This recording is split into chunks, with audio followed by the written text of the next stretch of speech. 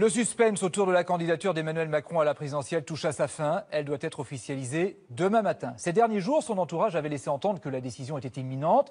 Depuis sa démission du gouvernement, en août dernier, avec son mouvement En Marche, Emmanuel Macron avait multiplié les signes. Réaction rassemblée par Catherine Demangeat. Ce soir, pas un mot d'Emmanuel Macron, mais sa décision est prise. Il sera candidat à l'élection présidentielle. Il l'annoncera demain matin dans un lieu symbolique, ce centre d'apprentissage en région parisienne, pour montrer que la jeunesse est sa priorité.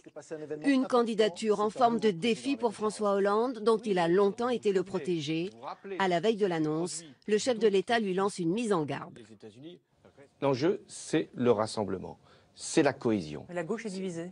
Eh bien, si elle n'est pas rassemblée, elle ne pourra pas être au rendez-vous. Marine Le Pen ironise sur un candidat qui n'a pas encore dévoilé un véritable programme. Pour l'instant, c'est un peu le candidat plexiglas, on voit au travers. Donc on attend de voir s'il va y avoir un contenu, parce que ça ne peut pas être que la nouveauté pour la nouveauté. Pour la droite, l'objectif d'Emmanuel Macron est clair, parasiter la primaire. Je trouve le choix de la date pour le moins bizarre. Mais j'avais cru comprendre qu'Emmanuel Macron voulait faire de la politique différemment. Mais si je comprends bien sa première démarche, la plus forte qui était de se présenter, il le fait, pardonnez-moi l'expression, uniquement pour emmerder la primaire de la droite. Et déjà, pour certains électeurs, le doute s'installe.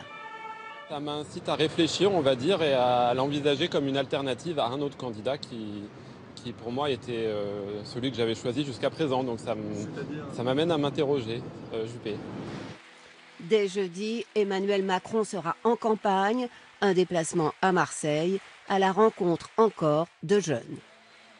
Les meetings pendant ce temps se succèdent à droite. Tous les candidats à la primaire sont sur le pont. Ce soir, Nicolas Sarkozy était en meeting à Nice après avoir évoqué l'attentat du 14 juillet dans la ville. Il a parlé de la France comme d'un pays menacé dans sa sécurité par un terrorisme barbare. Et à sa façon, il a évoqué aussi Emmanuel Macron. La vie m'a appris qu'on n'est jamais assez expérimenté, mais qu'en période de grand danger, on ne peut pas se payer le luxe de l'inexpérience et de la naïveté. Alors nous allons maintenant en direct de Marrakech où se tient, je le disais, la COP22 et où nous retrouvons Ségolène Royal. Bonsoir. On va parler climat évidemment avec vous tout à l'heure, mais d'abord une réaction à cette actualité. Emmanuel Macron, candidat à la présidentielle, ce sera annoncé demain. Vous êtes parmi les moins sévères avec lui à gauche. Est-il à vos yeux la meilleure chance pour la gauche de gagner en 2017 ? Bon, d'abord, vous m'invitez, je vous en remercie pour vous parler d'environnement et des problèmes très graves que nous essayons de combattre et que nous combattons d'ailleurs avec succès, puisqu'à l'heure où je vous parle, 109 pays ont ratifié l'accord de Paris sur le climat, ce qui est exceptionnel, ce qui veut dire que 109 pays s'engagent à lutter contre la pollution. Sur le sujet que vous évoquez, je n'ai pas de commentaire particulier à faire, parce que je m'occupe à plein temps de la mission qui est la mienne aujourd'hui, qui est une mission difficile, vous le savez. Oui, mais Ségolène Royal, juste vraiment, 2 secondes. Oui. Je le disais, vous êtes la moins sévère avec Emmanuel Macron. Est-il un bon candidat pour la gauche, éventuellement ? Écoutez, ce n'est pas une question de sévérité ou de non-sévérité.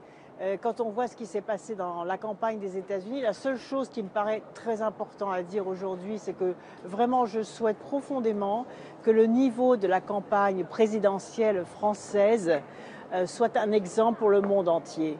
Et donc il faut se garder des attaques personnelles, des petites phrases, etc.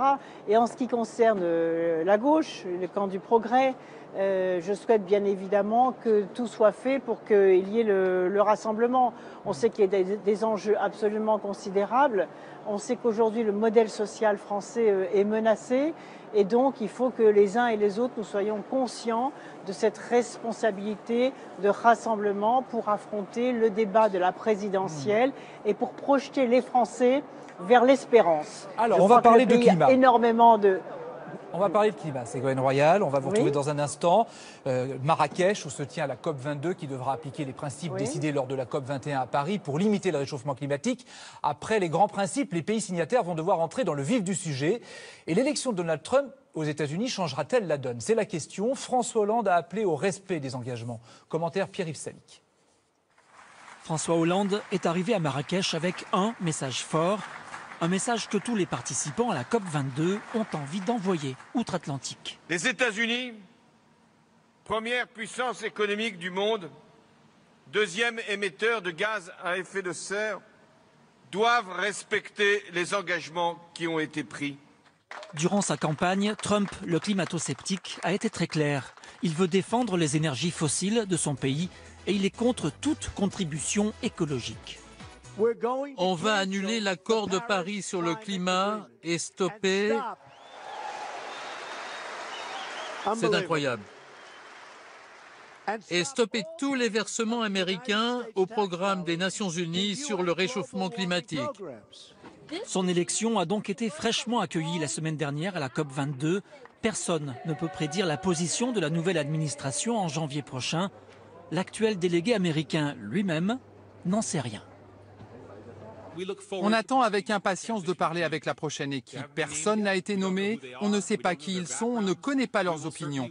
Mais nous allons travailler à leur démontrer l'importance du problème quand ils seront en poste. Chacun espère une hypothétique volte-face du président élu, mais Donald Trump pourrait aussi profiter des failles de l'accord de Paris, qui n'est guère contraignant. Et on retrouve Ségolène Royal en direct de Marrakech. Ségolène Royal, les propos de Donald Trump sur le réchauffement climatique, sur la COP21, on les a entendus, ils sont très critiques et ils pourraient remettre en cause même l'accord. Ce que dit le président de la République, c'est un avertissement?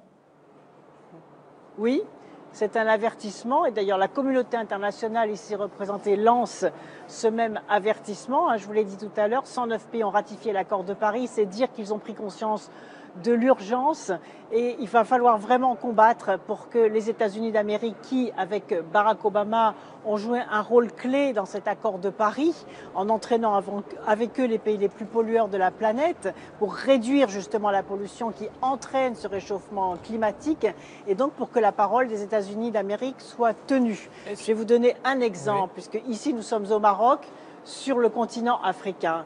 Il faut voir que le réchauffement climatique en Afrique, qui produit des désastres considérables, désertification, déforestation, déplacement massif de population.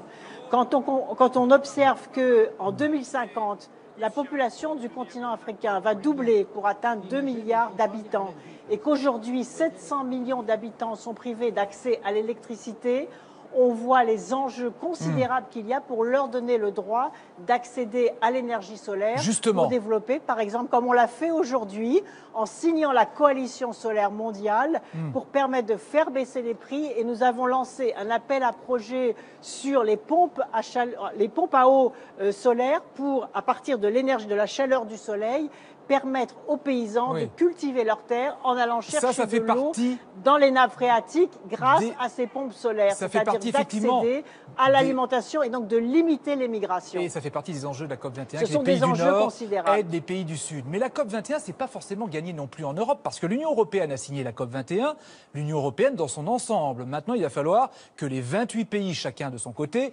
appliquent les accords de la COP21. C'est pas forcément gagné, ça. Oui, mais vous aurez remarqué que tous les pays européens ont voté aussi collectivement la ratification de l'accord de Paris, mais il reste un combat. En effet, la France a donné l'exemple, puisque la France est le seul pays de l'Union européenne à avoir à la fois adopté la loi de transition énergétique, la stratégie bas carbone et la programmation pluriannuelle de l'énergie, c'est-à-dire la montée en puissance des énergies renouvelables, des économies d'énergie, de la transformation des déchets en énergie. Et les autres pays sont en train de suivre, puisque les pays nordiques, par exemple, sont exemplaires en ce qui concerne l'isolation des bâtiments. L'Allemagne vient d'annoncer aussi la neutralité carbone à l'horizon 2050. Donc je crois qu'il y a un véritable engouement. Pourquoi ? Parce que les entreprises vont de l'avant et elles ont compris, les entreprises, qu'il y avait des marchés à gagner, qu'il y avait des emplois à créer, c'est ce que j'appelle la croissance verte. Et donc, par conséquent, c'est aussi du positif. Et donc, en relevant un défi, en répondant à un danger, on découvre qu'il y a des opportunités dans l'innovation, dans la science, dans la technologie. Une dernière question. Par exemple, dans les transports propres et dans les voitures électriques. Une dernière question qui nous ramène à l'actualité en France, après la décision de la Cour administrative d'appel hier à Nantes, qui confirme les arrêtés préfectoraux pour l'aéroport de Notre-Dame-des-Landes. Manuel Valls a redit aujourd'hui à l'Assemblée que les travaux devraient commencer dès que possible. C'est désormais inéluctable ? Moi, je veux que le dialogue continue. Je trouve qu'il est déplorable que dans la France d'aujourd'hui, il y ait encore des affrontements de ce type. Et je vais vous dire une chose. Aujourd'hui, Notre-Dame-des-Landes ne serait plus possible. Pourquoi ? Parce que j'ai réformé le dialogue environnemental, ce qui fait qu'aujourd'hui, quand il y a une enquête publique, il sera désormais obligatoire de faire toute la clarté sur les différentes solutions possibles. Et quand il y aura des consultations populaires, les gens pourront choisir entre plusieurs solutions. Mais pour Notre-Dame-des-Landes... Donc les choses, dès le départ, seront consensuelles et pas attendre pendant 15 ans qu'il y ait des conflits en permanence. Donc voilà, c'est ce que moi j'appelle encore au dialogue, au choix d'une solution qui concilie le développement économique et la protection de l'environnement. Et je respecte profondément les paysans, les petits agriculteurs, les petites communes rurales, les citoyens de ce territoire rural qui se battent pour protéger leur territoire. C'est profondément respectable. Merci Ségolène Royal d'avoir été avec nous en direct de Marrakech ce soir.